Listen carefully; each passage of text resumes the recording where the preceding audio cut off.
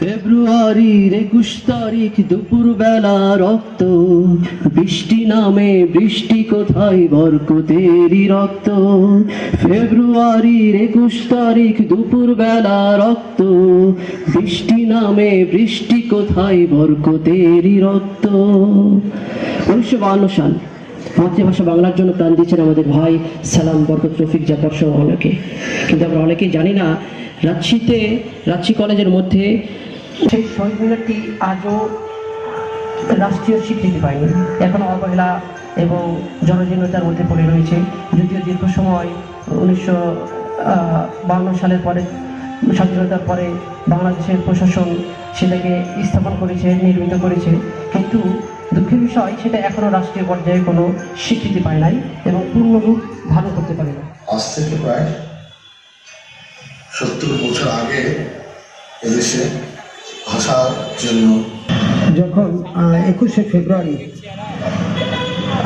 ঢাকা রাজপথ রেডিওতে বা লোক মারফত বা টেলিফোনে এই খবর আসতো, যখন সন্ধ্যার আগে যখন এই খবরটা রাজশাহীতে ছড়িয়ে পড়লো, তখন রাজশাহী যে ওইখানে সংগ্রাম পরিষদ গঠিত হয়েছিল, সেই সংগ্রাম পরিষদের নেতৃত্বে আমাদের ডাক্তার আব্দুল গাফফার ছিলেন, আমাদের গোলাম আরিফ টিপু ছিলেন, আমাদের সাইফুদ্দিন আহমেদ ছিলেন এবং আনসার আলী ছিলেন, আমাদের হাবিবুর রহমান সেলিম তখন অবশ্য চলে গেছিলেন, তবুও তিনি আন্দোলনের সংগ্রাম পরিষদের যে একটি স্ট্রং ছাত্র সংগ্রাম পরিষদ এটিকে প্রতিবাদে আমাদের যে মুসলিম ছাত্রাবাসের ডি ব্লকের এফ ব্লকের জাস্ট পশ্চিমে তারা করে, এবং এটি কিন্তু হয়েছে কিন্তু জাস্ট 21 তারিখ দিনগত সন্ধ্যায়, কিন্তু দিনগত রাত্রে। এটি এই জন্য আমরা বলি যে এটি আমাদের প্রথম শহীদ মিনার। এই দিবসটি একটি বিশেষ একটি দিবস, যে দিবসটিতে সকলে মিলে নগ্ন পদযাত্রায় ঢাকার কেন্দ্রীয় শহীদ মিনারের দিকে যায়, সবাই ফুল দিয়ে শ্রদ্ধা জ্ঞাপন করে। আমরা যদি খুব ছোটো, সেই জন্য সে সময় যাওয়ার সুযোগ পাইনি, পরবর্তীতে অনেকবারই সেখানে যাওয়ার সৌভাগ্য আমাদের হয়েছিল।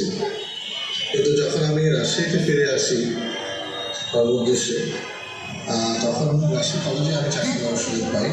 তখন আমি শুনতে পাই যে ঢাকার যে কেন্দ্রীয় শহীদ মিনারটি রয়েছে, তার পূর্বে নেই বাংলাদেশের সর্বপ্রথম যে শহীদ মিনারটা তৈরি করা হয়েছে, এগুলো দাবি করা হয়েছে, সেটা হচ্ছে রাজশাহী কলেজে হস্টেল প্রাঙ্গণে। আমি যেহেতু এখানে চাকরি করছি, সে সূত্রে আমিও বিভিন্ন জনের সাথে আলোচনার সুযোগ পাই। রাজশাহীতেও অবস্থানরত, বসবাসরত আগ্রহী ব্যক্তি যারা আছেন, যারা সে সময় তরুণ ছিলেন, এমন অনেকের সাথে কথা বলার সুযোগ পেয়েছি, তারা কিন্তু এই বিষয়টিকে সত্যতা স্বীকার করেছে। এটি কিন্তু ভেঙে ফেলা হয়, পরক্ষণে ভেঙে ফেলা হয় পাকিস্তানিদের দোসররা। এখানে আমাদের বাঙালির কিছু অংশ ছিল এবং পুলিশ। ধন্যবাদ স্যার। আমরা আপনার সাথেও সরকারের কাছে আবেদন রাখি যে ওটা যখন পূর্ণ রূপ পাবে, তখন যাতে রাষ্ট্রীয় একটি মর্যাদা সেটাকে দেওয়া হয় বাংলাদেশের প্রথম শহীদ মিনার হিসেবে। ঠিক, ধন্যবাদ। আমরা উচ্চ পর্যায়ে যারা আছে সরকারি মহলে, তাদের কাছে আবেদন জানাবো যে বাংলাদেশের ইতিহাসের এই বিষয়টিকে সামনে রেখে বা এটাকে রাষ্ট্রীয় একটা মর্যাদার মাধ্যমে যদি আমরা ইতিহাসটাকে সমুন্নতভাবে তুলে ধরতে পারি, তাহলে বাংলাদেশের অনেকে জানতে পারবে যে এখানে রাষ্ট্রভাষা বাংলার জন্য যারা প্রাণ দিয়েছে তাদের উদ্দেশ্যে প্রথম শহীদ মিনার নির্মাণ করা হয়েছিল এবং সেটি আজও চির অম্লান হয়ে রয়েছে। তাই আমি বাংলাদেশের উচ্চ পর্যায়ের যারা অবস্থান করছেন, যারা সিদ্ধান্ত গ্রহণকারী আছেন, তাদের দৃষ্টি আকর্ষণ করি এবং পাশাপাশি স্থানীয় পর্যায়ে যারা আছেন দায়িত্বে, তাদের দৃষ্টি আকর্ষণ করি বিষয়টি ভেবে দেখার জন্য, বাংলা এবং বাংলা ভাষাকে আরও সমুন্নত করে মাথায় তুলে চালানোর জন্য তারা তাদের যথাযথ অবদান রাখবেন, যথাযথভাবে পরিকল্পনা গ্রহণ করবেন। এবং আমরা চাই বাংলা ভাষা আমার মায়ের ভাষা চির অম্লান, চিরস্মরণীয় হয়ে থাকবে। দাম দিয়েছি বাংলা, কারোর গানে পাওয়া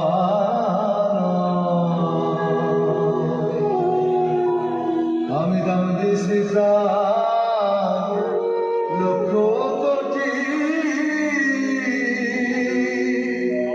জানা আছে জগৎময়। আমি দাম দিয়ে কিনেছি বাংলা।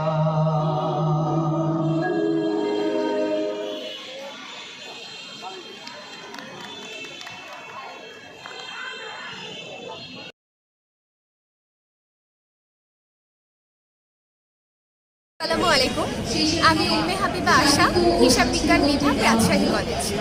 আজকে আমরা একটা ডকুমেন্টারি দেখলাম, যার মাধ্যমে আমরা জানতে পারলাম রাজশাহীতে বাংলাদেশের প্রথম যে শহীদ মিনারটা স্থাপন করা হয়েছিল সেটাকে আমরা চাচ্ছি জাতীয়ভাবে বাংলাদেশের প্রথম শহীদ মিনার হিসেবে ঘোষণা করা হোক। এটা আমাদের সকলের দাবি, রাজশাহীবাসীর দাবি, রাজশাহী কলেজের শিক্ষার্থীদের দাবি, যেন অবশ্যই রাজশাহীর এই শহীদ মিনারটাকে বাংলাদেশের প্রথম শহীদ মিনার হিসেবে স্বীকৃতি দেওয়া হয়। ধন্যবাদ। আমি আজ এই ডকুমেন্টারিটা দেখলাম রাজশাহী কলেজের স্টুডেন্ট হিসেবে। আমরা আগে অতীতে জানতামই না হচ্ছে রাজশাহী কলেজ মুসলিম হোস্টেলে একটা হচ্ছে বাংলাদেশের প্রথম শহীদ মিনার স্থাপিত হয়েছে। শহীদ মিনারটা এখন আমাদের সামনে এই ডকুমেন্টারির মাধ্যমে তুলে ধরার জন্য এই পরিচালককে সকলকে আমরা ধন্যবাদ জানাচ্ছি এই কারণে যে আমরা এখন এই ডকুমেন্টারির মাধ্যমে আমরা হচ্ছে কিছুটা হলে জানতে পারলাম যে বাংলাদেশে সর্বপ্রথম শহীদ মিনারটা কোথায় অবস্থিত এবং তার সঠিক চিত্রটা আমরা দেখতে পেলাম। ওকে, আসসালামু আলাইকুম, নাফিন ওমর সোনালী। আমি 2020 সালে এইচএসসি পাস করেছি রাজশাহী কলেজ থেকে। তো আমাদের কলেজে বাংলাদেশের প্রথম শহীদ মিনার অবস্থিত, এটা আমাদের জন্য অনেক গর্বের একটা বিষয়। তো আমাদের জন্য না, রাজশাহীবাসীর জন্য এবং পুরো বাংলাদেশের জন্য একটা গর্বের বিষয়। তো আমাদের সবার দাবি যাতে এই যে আমাদের কলেজে এত সুন্দর একটা শহীদ মিনার নির্মাণ করা হয়েছে, এটা যাতে আমাদেরকে রাষ্ট্রীয়ভাবে স্বীকৃতি দেওয়া হয়। এবং শুধু স্বীকৃতি না, এবং এটাকে যেন শহীদ মিনার বলা হয় যেখানে বাংলাদেশে সবাই এসে ফুল দিবে, যেমন ঢাকাতে দেয় তেমন এখানেও যেন সবাই আসে এবং রাষ্ট্রীয় মর্যাদা সহকারে একটা শহীদ মিনার এখানে থাকে। আন্তর্জাতিক মাতৃভাষা দিবস ও মহান শহীদ দিবস উপলক্ষে সবাইকে শুভেচ্ছা জানাচ্ছি। আমি রাজশাহী কলেজের শিক্ষার্থী ছিলাম এক সময়, এবং আমি সে সময় জানতে পেরেছিলাম যে রাজশাহী কলেজের মুসলিম হোস্টেল প্রাঙ্গণে একটি শহীদ মিনার রয়েছে এবং সেটি নাকি 1952 সালের 21শে ফেব্রুয়ারি বাংলাদেশের প্রথম শহীদ মিনার। এটা আমরা সেটা অনেকেই জানি না, এবং মুখ্য বিষয় হলো সেই শহীদ মিনারটি এখন পর্যন্ত কোনো রাষ্ট্রীয় স্বীকৃতি যারা রাজ্যকে পড়ি কলেজে পড়ি, যারা রাজ্যকে অবস্থান করি, শুধু তারাই হয়তো জীবন কয়েকজন জানি, বা যারা সে সময় ছিল তারাই জানে। আবার অনেকে এমনটাও হতে পারে অনেকেই জানেন কিন্তু সেটা স্বীকৃতি না থাকে, অনেকের বোধগম্য। তা আমি সে সময় থেকে চিন্তাভাবনা করেছিলাম যে আমি এই সময় একটি কাজ করব। তো সেই চিন্তাধারারই ফলপ্রসূ প্রদর্শিত সেই ডকুমেন্টারি আমি চেষ্টা করেছি রাজশাহী কলেজের একজন শিক্ষার্থী হিসেবে এবং রাজশাহীর বাসিন্দা হিসেবে আমি আমার জায়গা থেকে এই ইতিহাসের বিষয়টি সবার সামনে তুলে ধরার। এখন বাকিটুকু বিচার করার দায়িত্ব আপনাদের যারা দর্শক আছেন তাদের এবং আমাদের সরকারি সিদ্ধান্ত গ্রহণকারী যারা আছেন শিক্ষার্থীদের, তারা যদি বিষয়টাকে বিবেচনা করে এর যথাযথ স্বীকৃতি দেয়, আমার মনে হয় আমাদের এই কাজটি আমরা যে কাজটি তৈরি করেছি সেটা ফলপ্রসূ হবে। এবং আমি পাশাপাশি আহ্বান জানাবো আপনারা আপনাদের চ্যানেলের ভিডিওগুলোকে দেখবেন, লাইক দেবেন এবং সকলের মাঝে ছড়িয়ে দেওয়ার জন্য শেয়ার করবেন। ধন্যবাদ।